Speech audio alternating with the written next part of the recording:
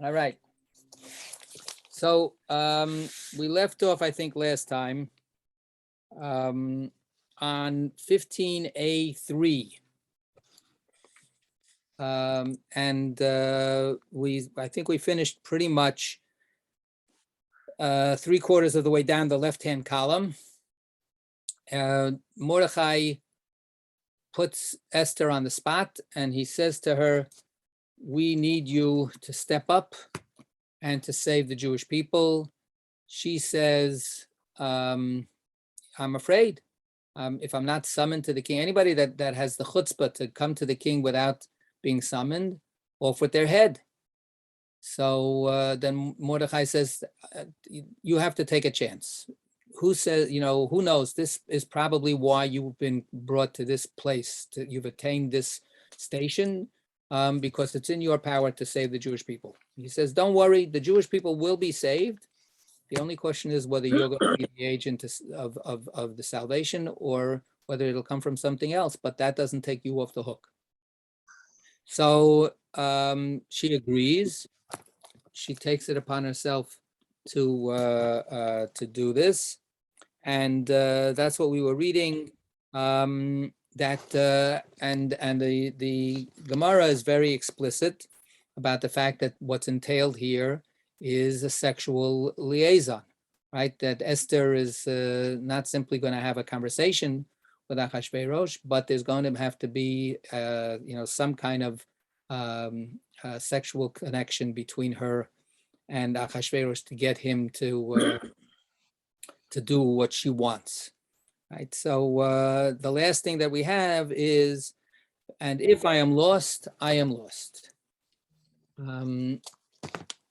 So the Gemara says that just as I have lost my own family earlier when I was young, she was an orphan.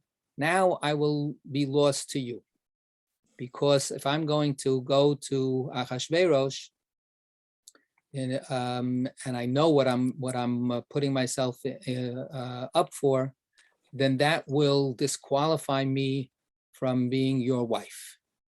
Okay, so this is the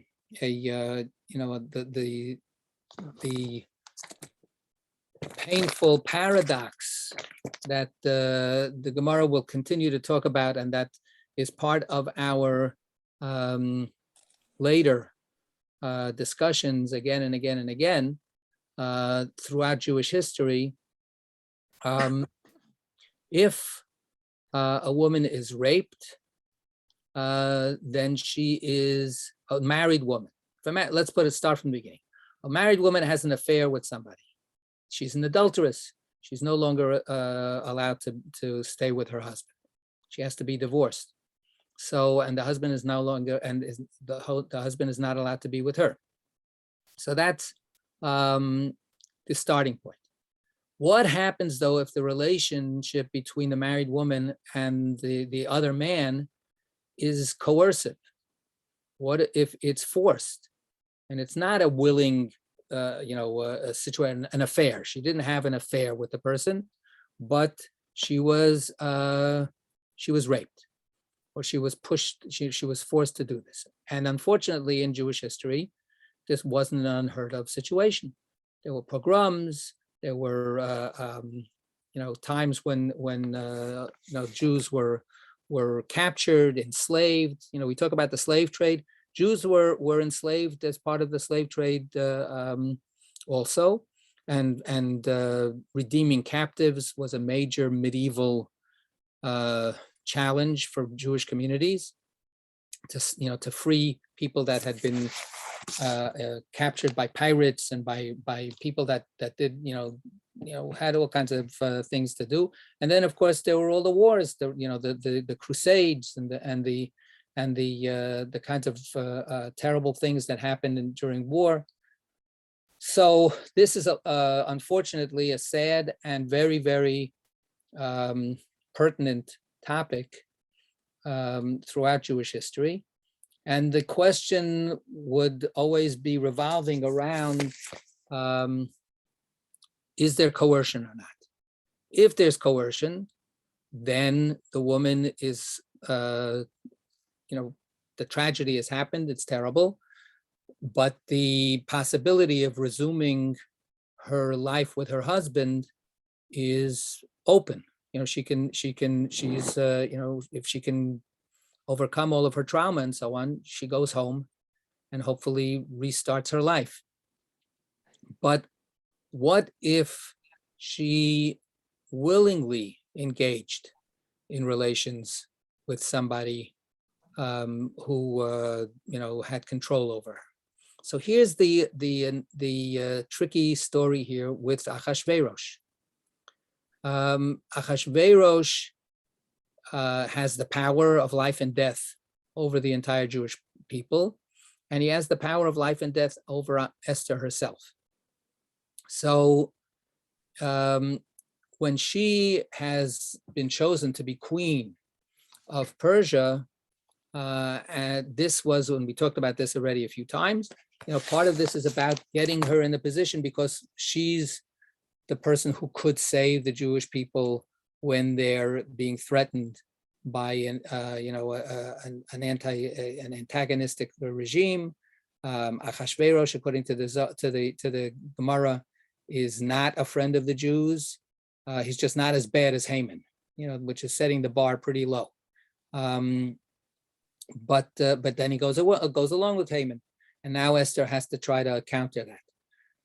So the question is this coercion or is this willing participation? And of course, the answer is it's both, because you're putting yourself into the position to be involved in this situation to save the Jewish people. It's not like Achashverosh came to you with a gun at your head and said, "Sleep with me, or I'll shoot you."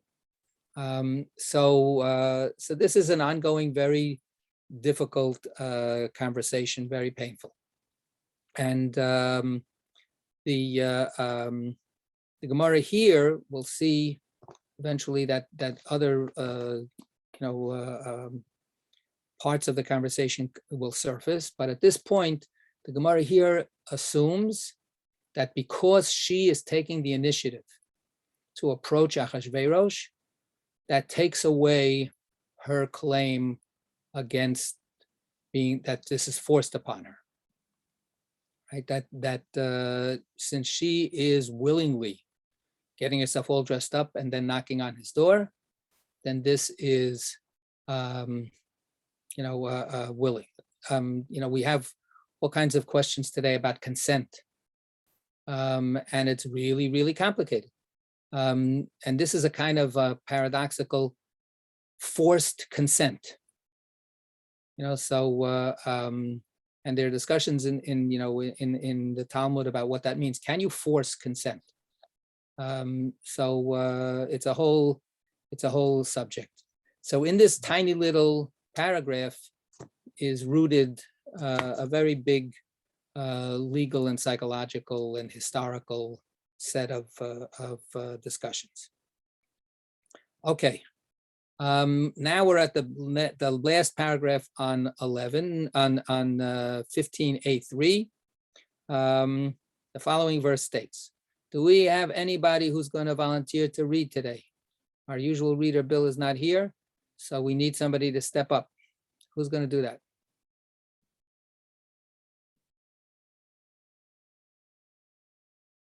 All right.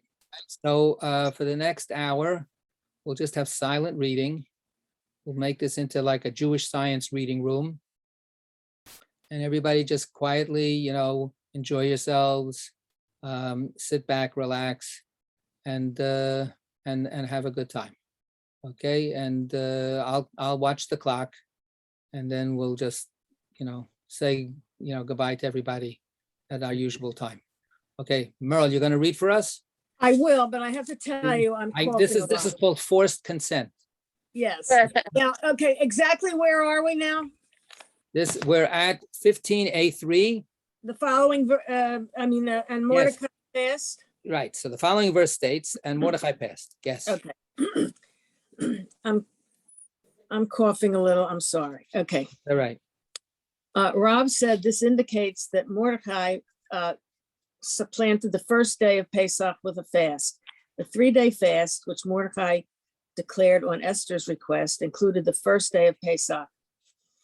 And Shmuel said it indicates that Mordecai crossed a pool of water to assemble the people on the other side. Okay, so let's look at the note first for note 33.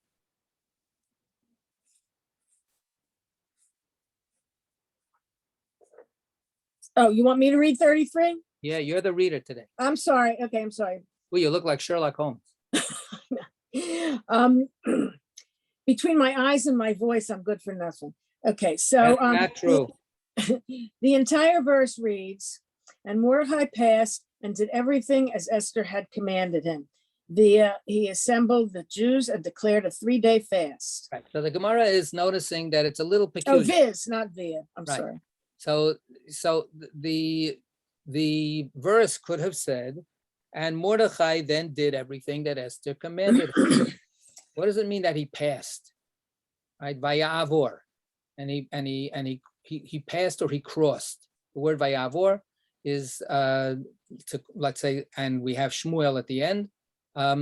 We are called Hebrews. According to the Midrash, we're called Hebrews because we cross over from one side to the other. All of the world is on one side and we're on the other side. Abraham is the first Ivri, the first one. He crossed the Euphrates and he went over to the land of Israel. So to cross, we crossed the Jordan, right? We crossed the Red Sea in dry land. So that's to cross over. So what's this crossing over about? What does it mean that he passed through or he passed over something? It doesn't say what he passed over, just as he passed through.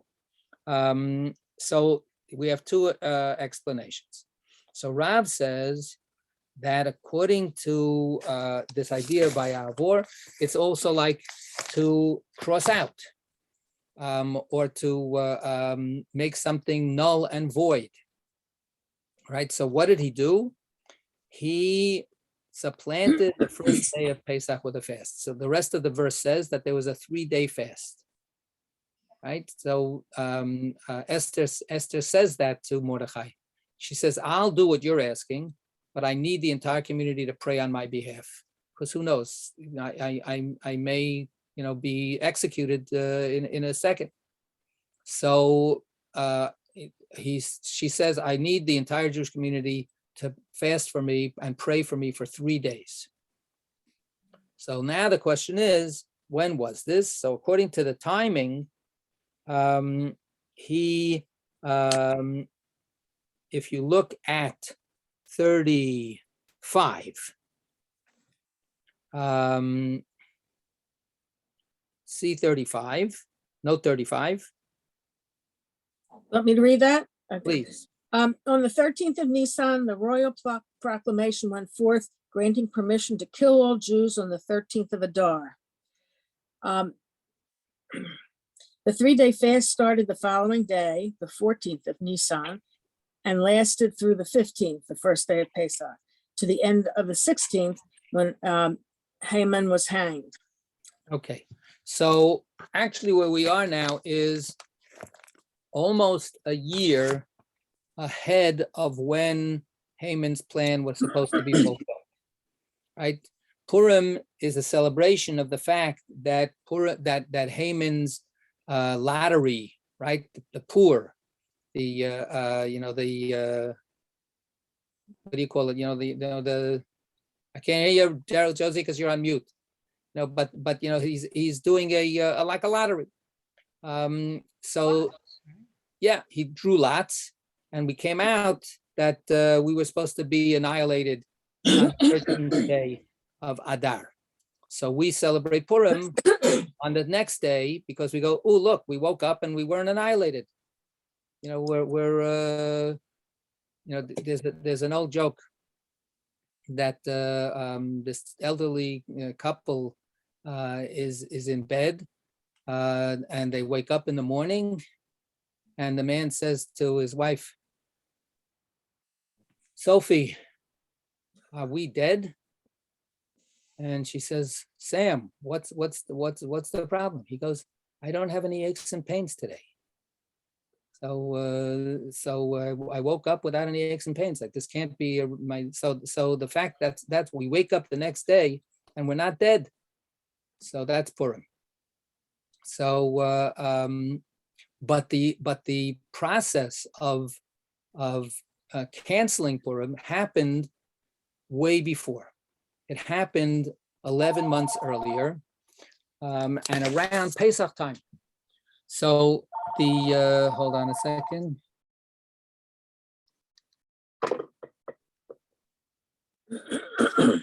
So so the fasting seems to have coincided with Passover. So Passover is a festival that we're commanded to be joyous and to celebrate the festival. We're not allowed to fast on Pesach. So according to this answer by Rav, this is exactly how extreme the situation was viewed. Extremely, the situation was viewed by Mordechai and Esther. This is life and death. And if it's life and death, then everything is overruled. Everything is crossed over. Or the word aveira is a transgression, right? So we're allowed to transgress the commandment not to fast by fasting if it means saving a life. So that's what Mordechai did. Mordechai took it upon himself to say we have to do this intervention, even though in normal times, of course, this would be completely unacceptable. So that's Rav's answer. Shmuel finds that answer a little appalling, a little too shocking, and he says something else. What does he say? He says, no, sometimes crossing over really means crossing over. And he did cross over. He crossed over a body of water. He crossed over a body of water to assemble the people on the other side. So that would, that's a kind of we have to imagine the scenario, the picture of how the city is laid out. And as in many, many old cities, the royal compound is isolated and is in a particular part of the city, and the rest of the city is, on the other side of the river, the other side of the moat, or whatever. So this drama is happening within the royal precincts of Shushan, and then the Jews live on the other side of the river. So does everybody else live on the other side of the river? Do the Jews happen to live in their own little Jewish neighborhood or ghetto on the other side of the river? But that's Shmuel's understanding. Shmuel's understanding is that Mordechai had to then leave the neighborhood where the palace was to go into the Jewish neighborhood to get everybody to undertake the fasting and the praying. David. There was no Yom Tov in Adar then. Passover and Purim would have had to have been reversed in timing, right? In the calendar. So what we're talking about is 11 months before the next Adar. Nisan, and we're talking about here almost a year earlier from when Haman's decree was published, but it was published to happen later, 11 months later. But that meant that they had 11 months to try to cancel it. Wow. So that's what we're talking about. Okay, yeah. Good. All right.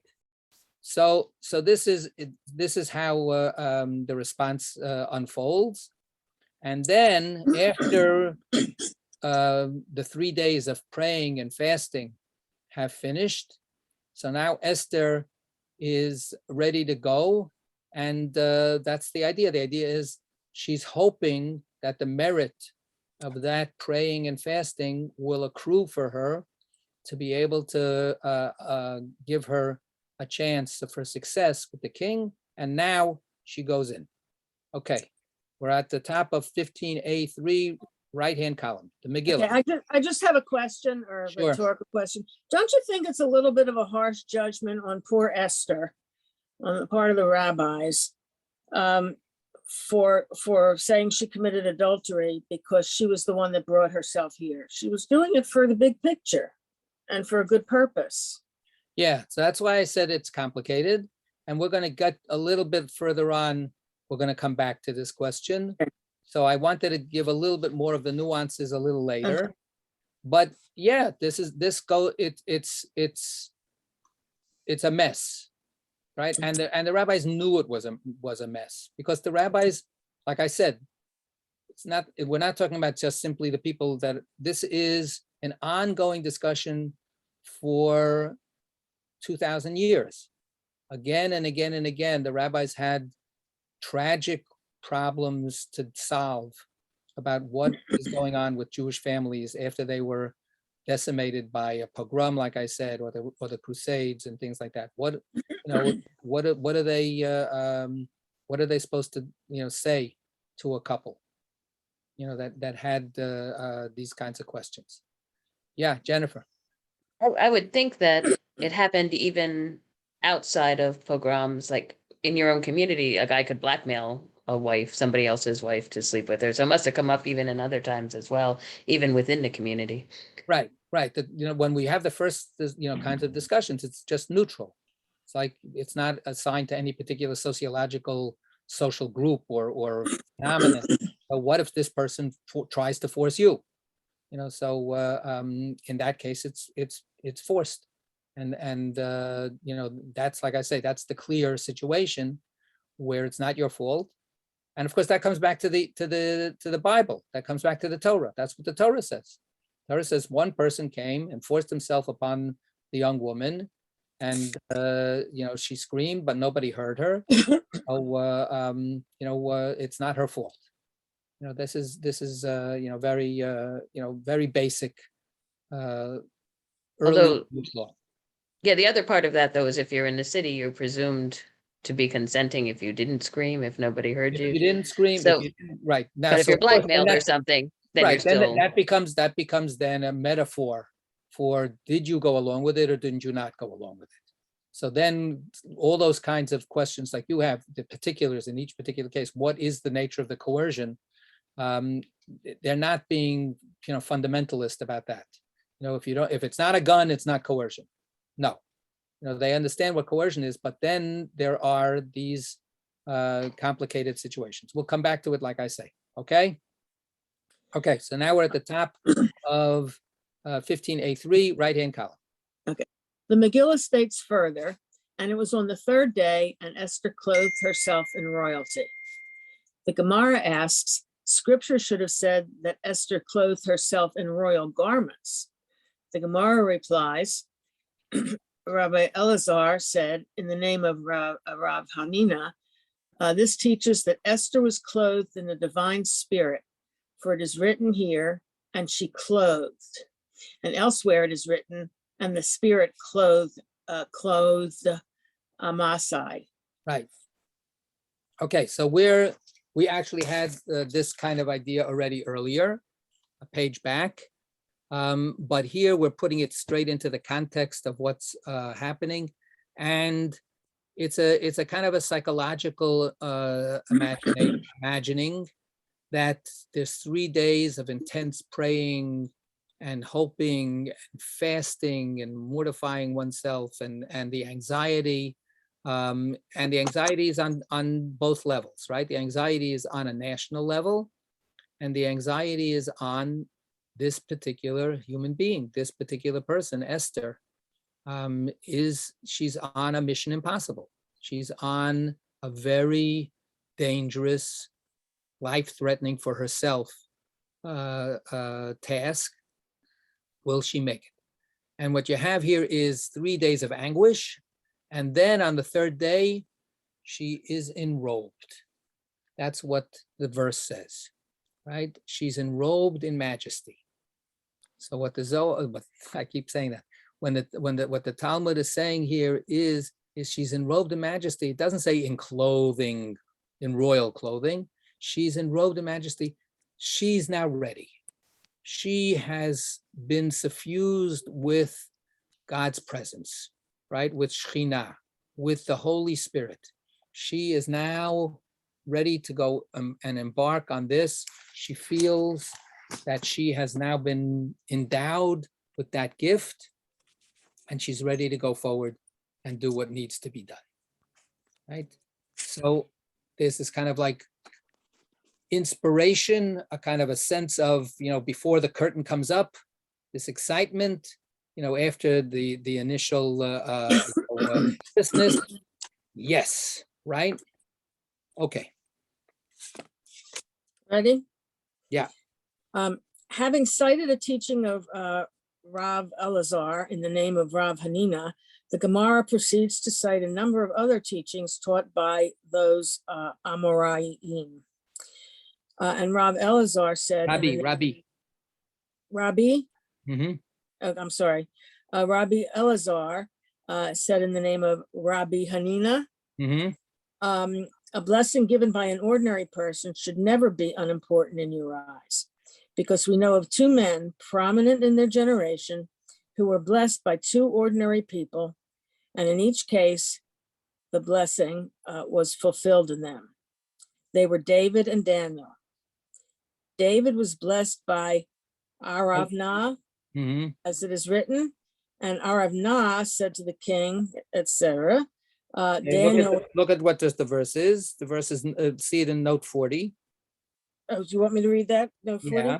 Okay, Yeah. sorry.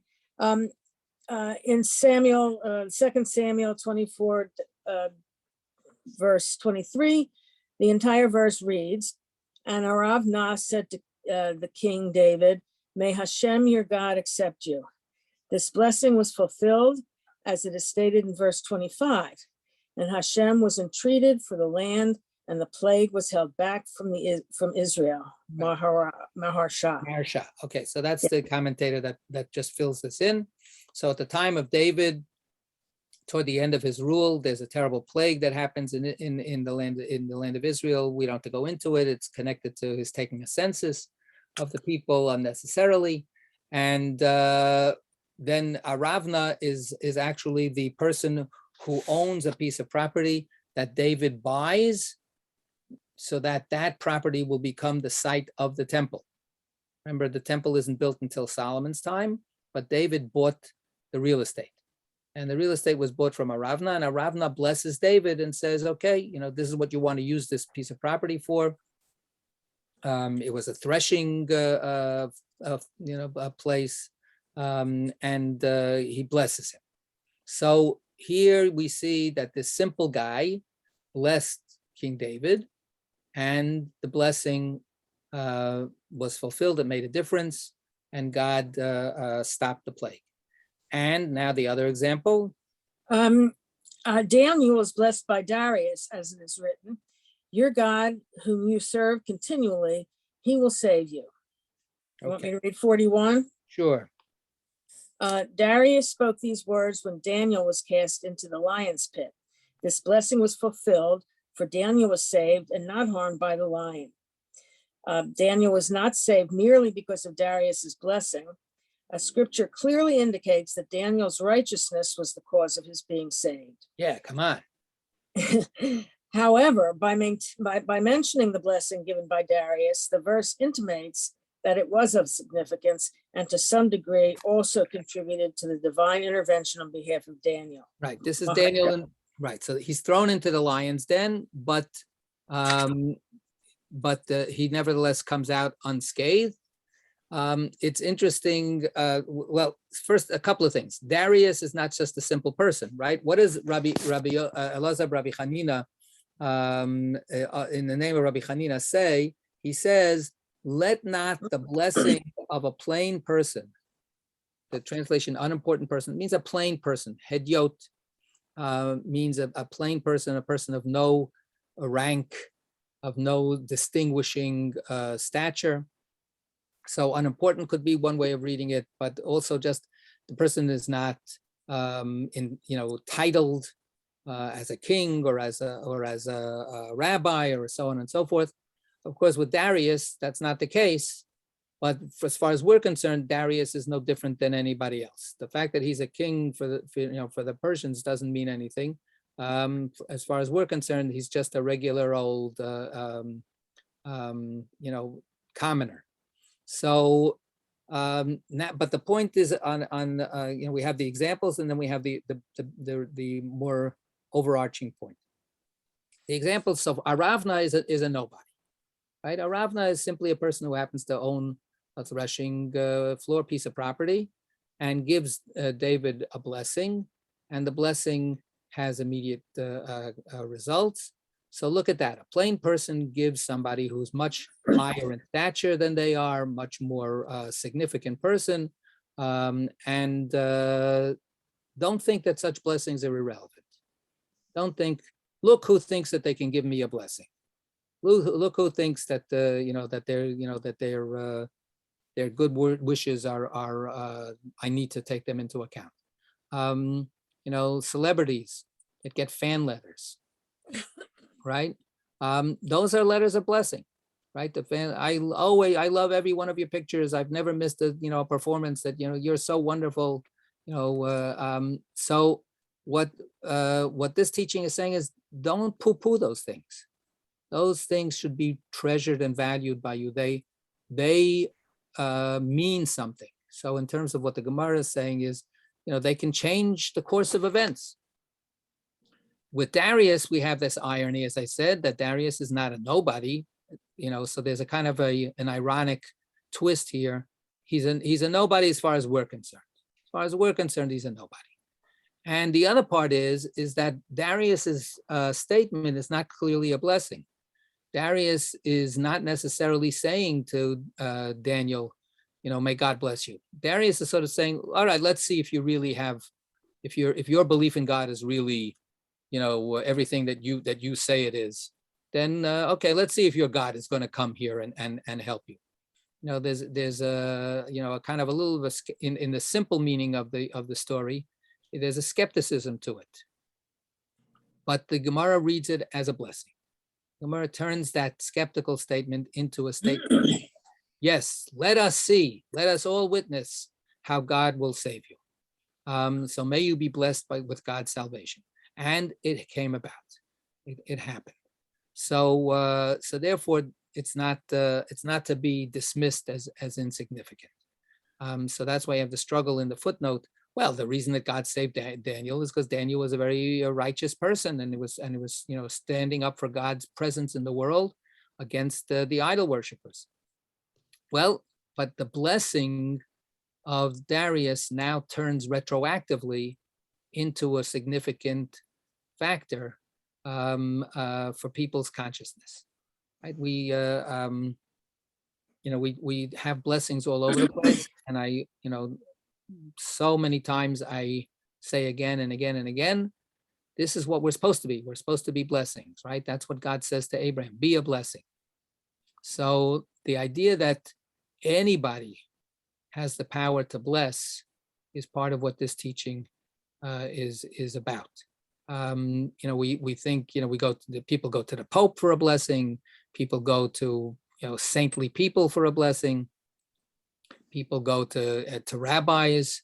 People used to go to the Lubavitcher Rebbe for a blessing, and to other Hasidic rabbis.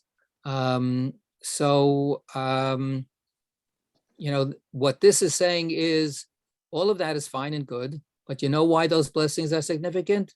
Because everybody's blessing is significant. If anybody gives anybody else a blessing, that's really good. That's what it's all about.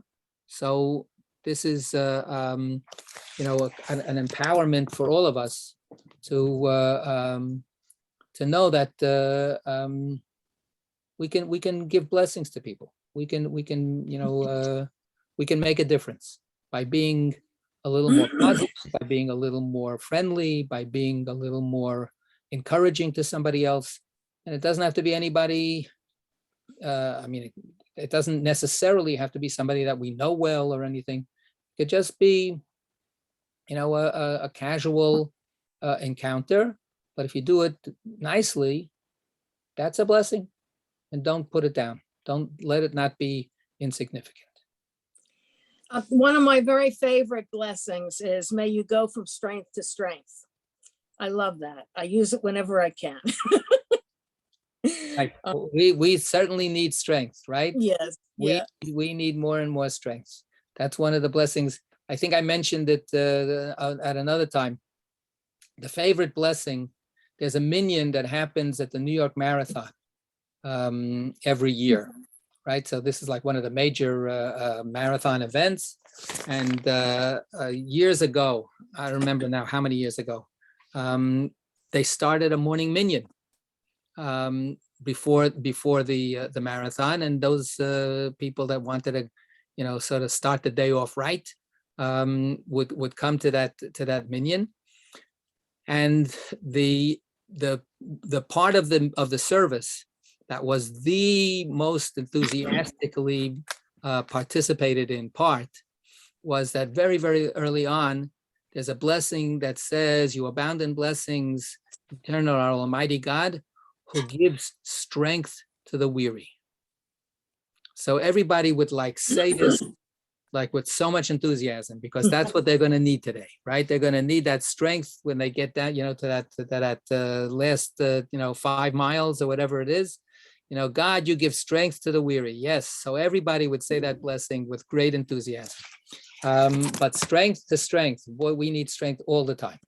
So, okay, Stuart and then Sylvia. Yeah, I've always been puzzled by the status of like different kinds of blessings. So if you say a blessing when you break bread, you say a blessing when you see a rainbow or whatever, that's one, you're thanking God, I think, for the blessing, for this wonderful thing. But then, so if I bless my children, I'm invoking the priestly blessing on Shabbat. I'm not really, I don't know if I'm blessing them, I'm invoking the priestly blessing on them.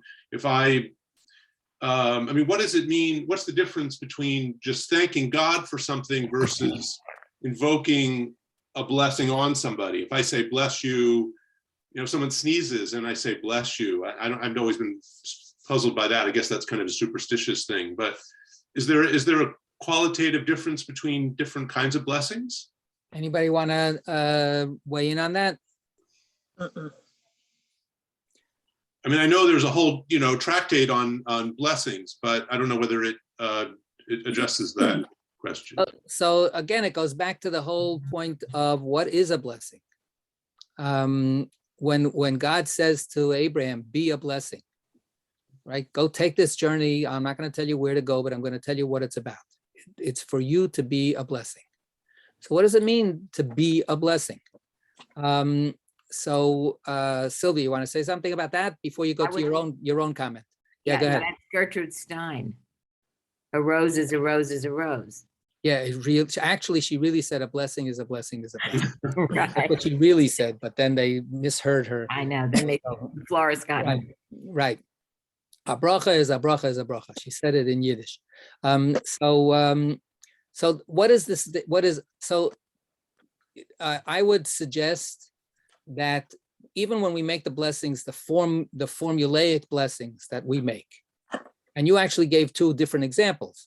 One is when you break bread, right? So when we break bread, we don't glue it back together again. We enjoy it, and we share it with everybody, and we thank God for the bread. So is it just thanking God? So I've said this more than once. I think we were talking about this actually in another class also. I don't remember when. Was it in Torah study or something or whatever? It's acknowledging abundance. It's celebrating abundance, and it's celebrating the source of the abundance. So when you make a blessing, when I make a blessing for enjoying a cup of water, right? You're supposed to make a blessing every time you take a drink. Eating bread, eating a cookie, eating an apple, going to the bathroom. What you're saying is, this is part of the fullness of life, and it all comes from you. You abound in blessings. The word Baruch that we start with, which we sometimes say is, praised are you, O Lord our God, or blessed. When we say blessed, it's totally unhelpful. But when we say praised are you, so we're praising God, we're celebrating God, but that doesn't tell us what we're praising God about. What we're praising God is that God is the source of abundance. that God is the source of all the muchness that there is. And that muchness takes all kinds of forms. It takes the form of the water that we can sip and is the source of life. It takes the form of being able to move our bowels without a mishap. And so all of these, you see a beautiful person on the street. I just had, we do this. I like to make this blessing at baby namings. You're just seeing another beautiful person. You make a blessing. God, it's amazing that your world is like this. There's so much goodness in this world. So when we make the invocation, the invoking of blessing, it's very much the same thing. What we say is, of course, words of the Torah. The Torah says, let the priests say these words to the people. What do we say? May God bless you and take care of you. What does that mean? It means may God be good to you. May God channel or direct, the flow of goodness. There's so much flow of goodness in the world. May God, throw some of that goodness in your direction, right? So that's the idea. So that's what it means to, so in the most overall kind of way, that's what blessing is. And that's what it means to bless somebody else. So when you say, bless you, when somebody sneezes, what you're saying in Yiddish, we say Gesundheit, right? May you stay healthy, right? Because you're sneezing, who knows what that could be? You're coughing, who knows what that could be? Gesundheit, Sylvia, bless you. So, let the flow, the abundance of life, be for you, rather than a diminishing of life. So that's what blessing is. And we make it into a formal kind of declaration to remind us, but that's what it's supposed to be. It's to remind us about every single second, the blessings that surround us, right? The blessings that we are saturated in, because we wouldn't be able to, to be here without those blessings. So we forget about them. We take them for granted. But, giving, a moment's consciousness to the blessing, that's what it means to be blessing. That's what it means to bless somebody else. That's what it means to, when you say hi to somebody, and great to see you, good luck. That's a blessing. The all-purpose Baruch Hashem too. Baruch Hashem, which we say, thank God, blessed is God. It's acknowledging, yes, God, what we're really saying is it's all coming out of God. Baruch Hashem means God is the abundant one, right? The word Baruch is an adjective. What's the actual meaning of it? That's what it means. It means full of abundance. The word, it's the same form as the word rachum. What is the word rachum? Rachum baruch, a'u.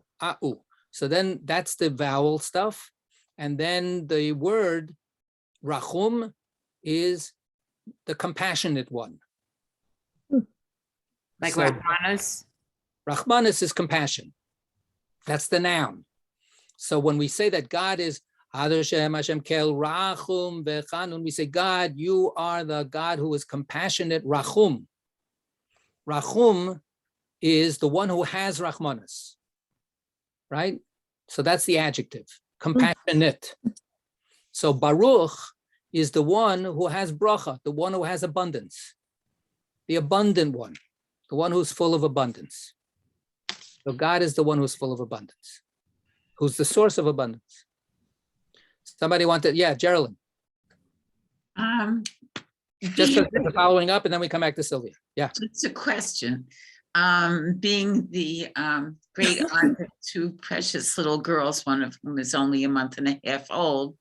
And of course, my nephew was present at the birth, and my niece was awake.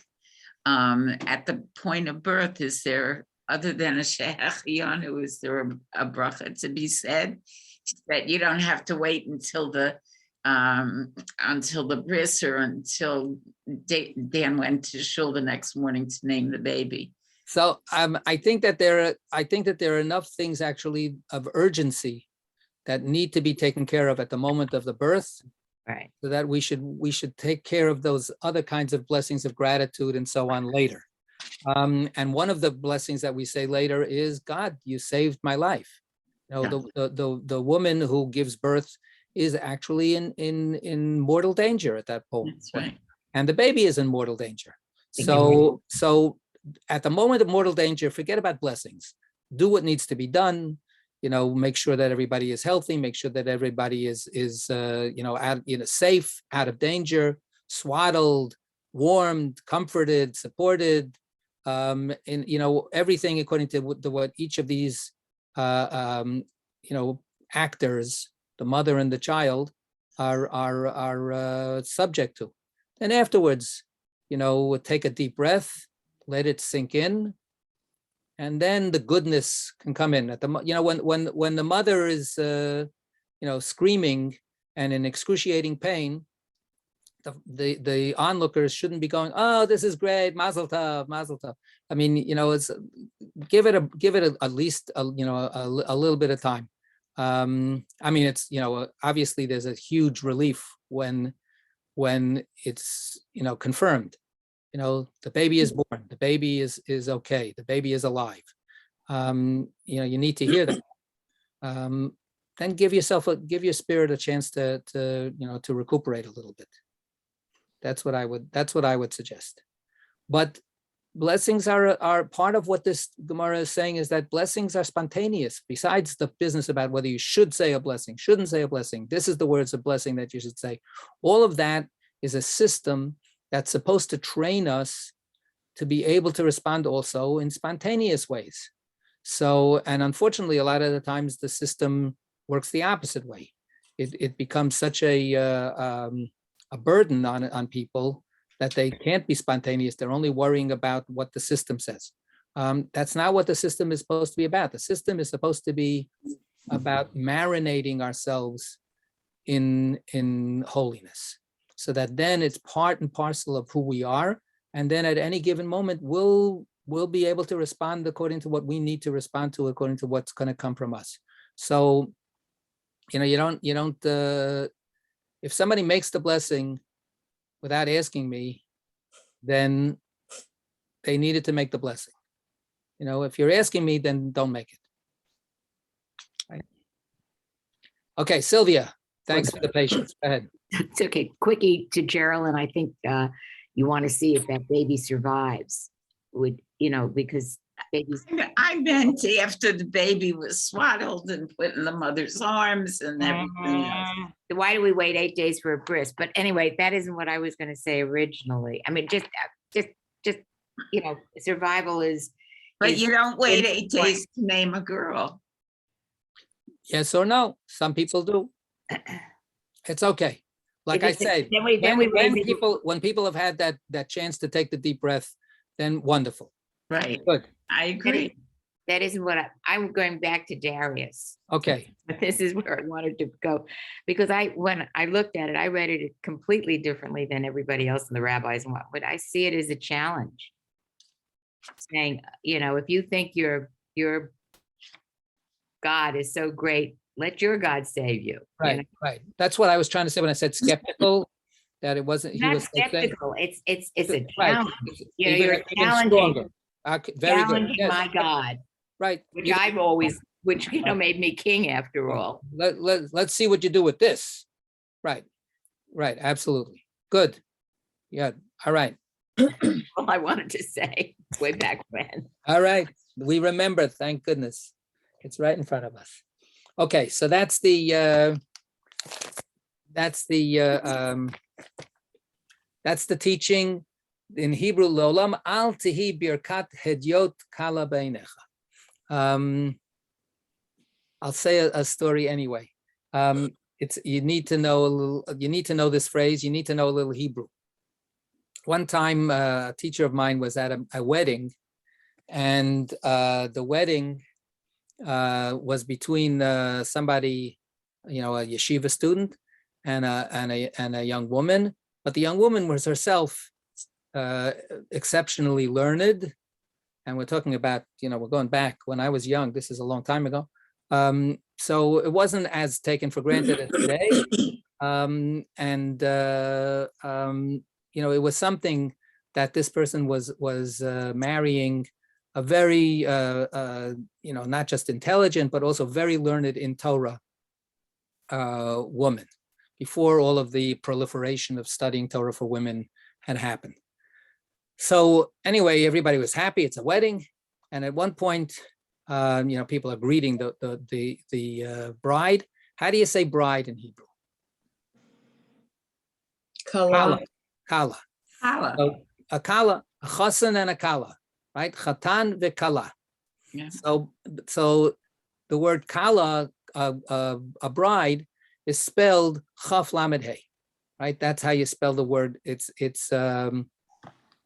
it's not chala, like eating the bread. It's a totally different letter, and it's with a hard k, right? Kala. This phrase that we have in our Talmud here is al tihi birkat hedyot. Let the bracha of a plain person not be kala be'einecha, light, insignificant, unimportant. And that's with a kuf. Okay, but anyway, so now when this woman was being greeted by everybody, and then she would say, oh, and thank you for being here, and and you should have everything good. How's this one doing? How are you doing? What's going on? Oh, good. Mazel tov to you. And then she said to one of the rabbis that came to congratulate her, she said, oh, and you too, and everything good, and then she said to the rabbi, Va'al tihi birkat kala hedyot beinecha. Let not a bride's blessing be insignificant in your eyes, right? So she was making a pun on this particular saying. So she had to know the saying, and she had to know enough to be able to make a word play on it. And she was saying, just because I'm a woman and I'm, don't think that I'm a kala, I'm a bride. Let not my blessing be insignificant. If I'm giving you a blessing, take it to heart. So she had a certain self-possession about her. Okay. Now we're at the last three lines on 15:8. Let me remember now. I don't know how much, how fast we're going to go, but we're at the last page that I sent out already. So if you want the next couple of pages of Talmud, please send me an email and I will send you 16 and 17 in response. But I need you to ask me. Okay, back to here. Another teaching. Last three lines on the page. Another teaching from Rabbi Elazar in the name of Rabbi Hanina. And Rabbi Elazar said in the name of Rabbi Hanina, a curse given, wait a second. 15:4. Yeah. A curse given by an ordinary person should not be unimportant in your eyes. So this is the flip side. Just like a blessing shouldn't be taken lightly, also a curse. Go ahead. For Avimelech cursed Sarah, behold, it will be for you a covering of eyes. And this curse was fulfilled in her progeny, as it is written, and it came to pass when Isaac was old and his eyesight dimmed. Okay, so this is understood here in a very, very, it's a long stretch to see this. But what happened was, of course, that Abraham and Sarah go down to Gerar, to the Philistine area, and Avimelech is the king there. And then we have, this story that happens a few times, twice with Abraham, once with Isaac, that the king has his eyes on the matriarch, and they lie to the king and tell him that the matriarch is not married to the patriarch, but they're brother and sister. So therefore, the king thinks that everything is okay and he can have his way with the matriarch.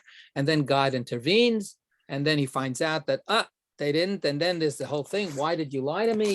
And this and so on. So with Avimelech, what happens is that he stopped, before he can do any damage with Sarah, and he gives gifts and he sends them away. He says, "Go, get out of here." right? And then here's these presents that I'm giving to you, and let it be like a cover up, right? It'll be for you like a covering of the eyes. So we're not going to go into all of the details of that story, but then what Rabbi Hanina and Rabbi Elazar is saying in his name is that he's not saying this so happy. He's actually being very resentful, and he's saying you got this good stuff from me, but don't think that it's not going to come back. With the karma is going to come around, and it'll be in the end a cover up kind of thing. Watch for the cover up. And then what Rabbi Hanina says is, and then guess what? When Isaac, her son, is born, he himself, his eyes grow dim, but that's not the real point. What actually is the real point? Then he gets duped.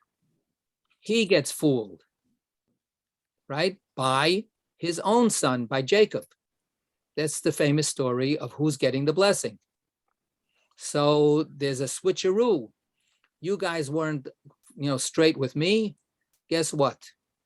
Eventually, you're going to also know what it feels like to be lied to and to be fooled. And that's when Jacob says, I'm really your firstborn Esav, and he gets the blessing. So, we finished those Torah readings. We've talked about these over the years many, many times. There is plenty of recognition in our tradition that there's something a little icky about the circumstances of that Jacob went through to get the blessing. There's a question here: is it permissible for me to say Haman, or must it be pronounced Haman? I noticed that when we read from this, people are pronouncing it Haman. Right. Haman is Hebrew, Haman is English. It's okay, whatever you want. Either one is okay. Okay, Yes. good. Thank you. But what you Let me just bless said, you. Let me bless you with the freedom to pronounce it any way you want. Okay. what you just said is, Toda Rabah. what you Okay. just said is interesting because it's a parallel of the use of blessing. Exactly. This is the flip side. But I mean, it's a parallel. Even the curse is the flip of positive, but it's the it's using a parallel of Sarah. Well, whatever. It is definitely paralleled. All right. Bye-bye, Stuart. Okay, I'm not following exactly what you're saying. You want to try to be a little clearer? Did anybody else get just disconnected? I did. No. Maybe it was No. your server connection. Okay, I'm We're back. all Thank you. subject to the big server in the sky. What can I tell you? Yeah, Well, it was the importance of who's giving the blessing. But the parallel here is another, it's another king. Well, like what your point was with Darius. With Darius, exactly. Darius is Exactly. We have a very similar Right. use of parallel. right. And here though for the negative. Right. Okay, good. Yes. Now we are continuing. Merle, you're back also, right? Here we go. I'm here, yes. Good. Okay. Another teaching from Rabbi Elazar in the name of Rabbi Hanina.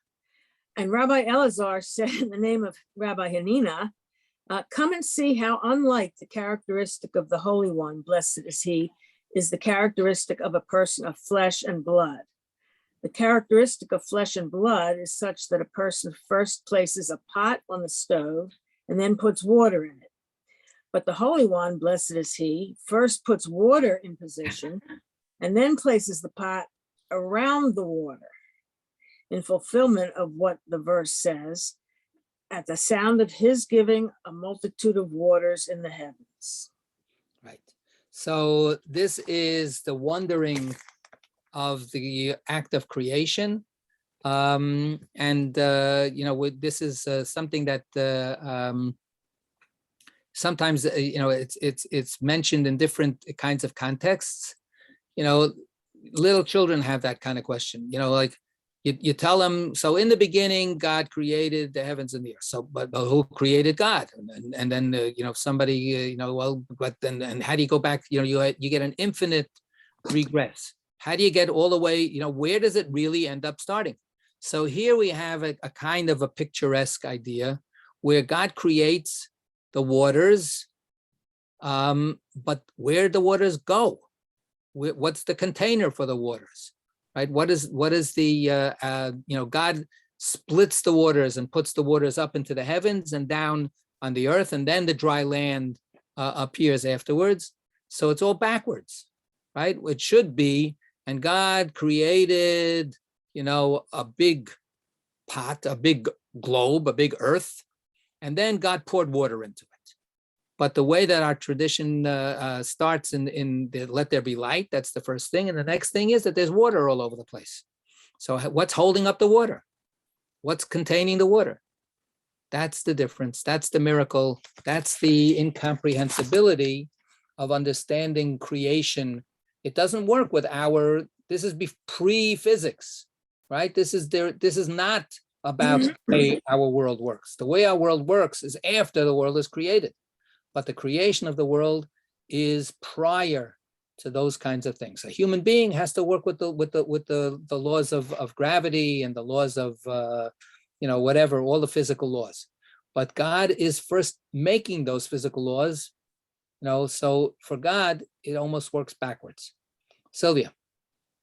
It seems to me that this is in a way a parable about the concept of a leap of faith. That faith, however you want to describe it, means that you have to understand that what we consider impossible in the world of faith is possible. Right. So that would be one way to put it, and I think that's right. But I would try to also turn it around a little bit and say that what we think is possible is actually miraculous. Well, that's faith. I mean, faith and miraculous. Right. So not just that different words for the same. Not that God is capable of the impossible, but the fact that whatever we have, which we take for granted, is actually should not be taken for granted. That's where the faith comes into everyday life. Or the way to put it is that faith is the answer to the unanswerable. Or that faith is the attitude that makes us take what's given with wonder. What's the difference? Well, because then it's simple. It's not the physicists tell us that there's nothing to be surprised about. Again, if you've got a good pot that doesn't have a hole in it, if you put water in it, then the water should stay there, right? As long as you don't tip it over. So we don't have a pot in the beginning. There's nothing to hold it. Oh, I'm saying forget about the beginning. I'm talking about right now in my kitchen. In my kitchen, the pouring the water into the pot is a miracle. We don't think it's a miracle, but it is a miracle. When we have it's about wonder and gratitude. Back to the blessing thing that I said before. Everything that we're getting that we then take for granted, we need to slap ourselves, pinch ourselves, remind ourselves, don't take it for granted. We have a blessing of gratitude in the Amidah, in the standing prayer that we recite silently. And no matter what else we recite, it's Shabbos, it's not Shabbos, it's Yom Kippur, it's a weekday, morning, noon, and night, we have a gratitude blessing. And the gratitude blessing says, we thank you, God, for all of your miracles that are around us morning, noon, and night. Forget about the big miracles, Hanukkah, splitting the Red Sea, all that stuff. The fact that we are here is a miracle.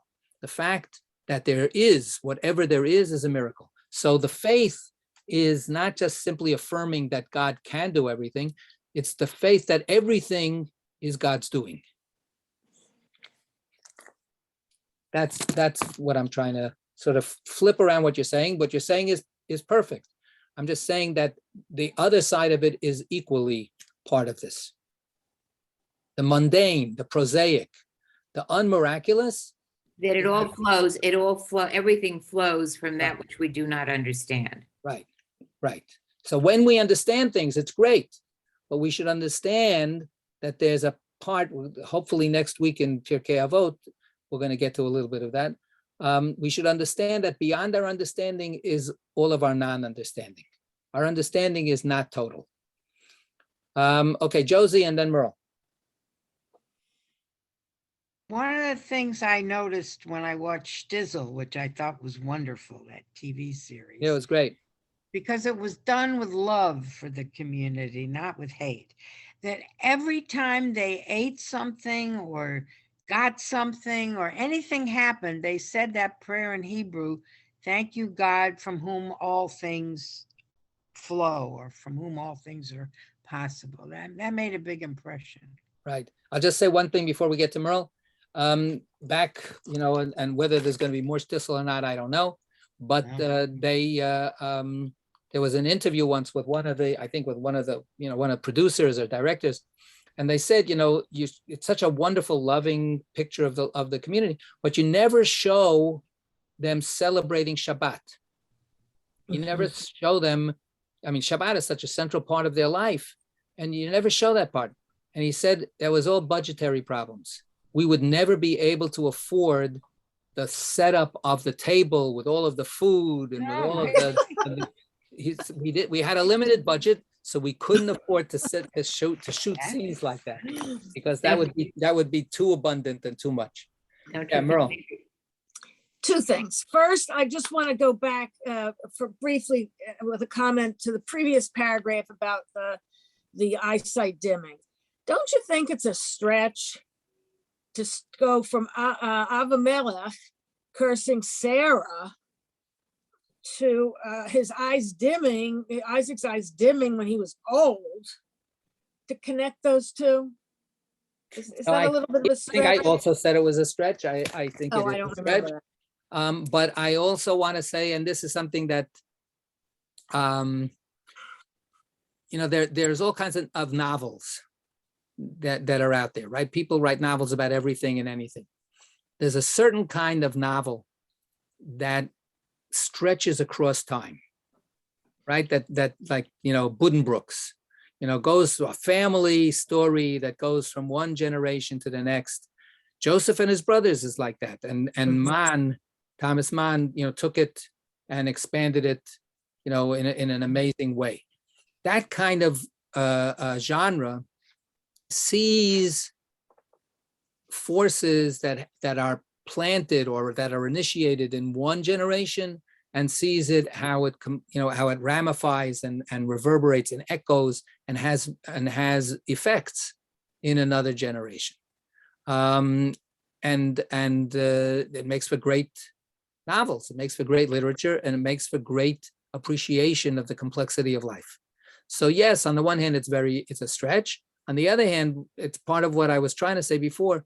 Certain kinds of qualities become family characteristics, or families have their own culture. And that culture doesn't disappear in the next generation.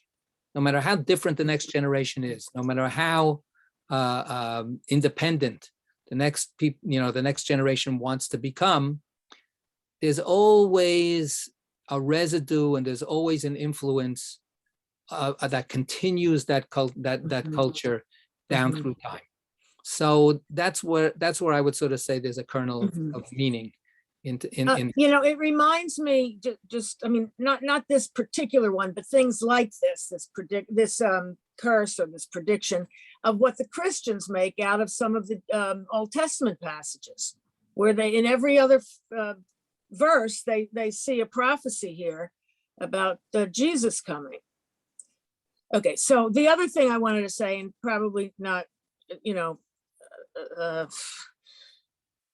anyway, I'll just say it, where you were saying, or maybe Sylvia was saying it, yes, all these things are definitely miraculous. And I would use that word as a description, but it could it also be that we just don't know the answer yet, rather than it's a literal miracle. So earlier modernist scholars and experts, let's say on religion, used to make something like that kind of an argument. You know what religion is? They say, you know what religion, you know, hey, religion started when there was very little science, very little explanations for how things happened. Nobody understood how anything happened. So that's how religion gets created, to answer those unanswerable questions, right? But now with the growth of science, you know, so religion becomes more and more silly, childish. The world was created in 6 days. Give me a break, you know, that kind of stuff. So that was a very strong way of thinking, that religion comes out of this primitive not knowing. But now we know, and we know more and more. And then there was also a faith in another faith, right? The faith in progress and the faith in the power of science to answer questions. So we're going to keep on answering questions. We're going to keep on answering questions. So now there's still many, many people who feel that way, but there's a lot of other people who are not uninformed about science and so on, but who don't think that science has all the answers, and that's the nature of reality itself. It's not a critique of science. It's not that there's a failing of science. Science is no good. Science, you know, I mean, there are people that are really afraid of science, and, you know, that kind of fundamentalist stuff is dangerous and terrible. But there are very, very full-fledged believers in the power and goodness and truth of science, who nevertheless feel that there are dimensions of reality that are not available to scientific explanation. And that is, you know, That's not new. That's not a new concept. No, it's not new, but there used to be a kind of a confident attack on that, because people felt that science was going to give all the answers. And this is a kind of a reinstitution of an old idea that, no, it's not going to be that way. Geraldine. Well, I don't know. My brother is a scientist, a molecular biologist, and he, as he discovers new things, he realizes how much more there is to learn that's beyond us and what we could have done. And he sees himself as a cog along the way in a wheel. All right. I have to, He's gonna know everything. I have to agree with Geraldine, because I too come from a very basic science family. I will confess that my grandfather was probably the founder of biochemistry. Yeah. And from a very young age, I understood that what he did, that he understood that there was probably, I'm going to use this, my understanding, he never said it, that there was probably a point beyond which, no matter what we did, yeah, we'd never really get beyond that. Now, let's go right back to the 18th of December, I think it is, when NASA and a few other people are going to send up this incredible, I think that's the date, are going to send up an incredible telescope, 100 times stronger than the Hubble, and they're going to be able to look further into the universe. But no one is thinking, this is within our own galaxy. Yes, we found out that that we're in one of many galaxies. Yeek, you know, the line of infinity grows longer and longer. That's all Exactly. Right. It's like the Amen. last, it's like the As much last. as you find out, it's more. The even more you know, more the more you know miraculous. how little you know. Okay, That's very right. good. We're going to leave it at that. Absolutely wonderful. Okay. Is there something that you could suggest that I could read about this discussion, that about the science, the unknown science versus the creator? I don't know. Let from me think a Jewish little point bit of about view. it. Let me think from a about it. Jewish point of view. Okay. Okay, thank you. Okay, thank you.